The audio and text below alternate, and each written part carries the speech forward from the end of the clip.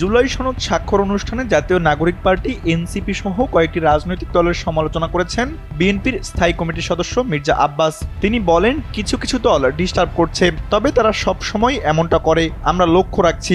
শুক্রবার জাতীয় সংসদ ভবনে অনুষ্ঠিত জুলাই সনদ স্বাক্ষর অনুষ্ঠানে যোগ দিয়ে সাংবাদিকদের সঙ্গে আলাপকালে মির্জা আব্বাস বলেন, আমরা মনে করি আজকের এই উদ্যোগ বাংলাদেশের গণতান্ত্রিক অগ্রযাত্রায় একটি গুরুত্বপূর্ণ পদক্ষেপ। কিছু দল শেষ মুহূর্তে অনুষ্ঠান থেকে সরে গিয়ে পরিস্থিতি জটিল করার চেষ্টা করছে, এটা নতুন কিছু নয়, তারা প্রায়ই এ ধরনের বিভ্রান্তি তৈরি করে। তিনি আরো বলেন, এই সনদ তৈরি হয়েছে সব রাজনৈতিক দলের মতামতের ভিত্তিতে। আলোচনার মাধ্যমে আমরা একটি ঐক্যমত্যে পৌঁছেছি, কিন্তু অনুষ্ঠানের দিন কেউ অংশ না নেওয়ার সিদ্ধান্ত নেওয়াটা আসলে অনাকাঙ্ক্ষিত।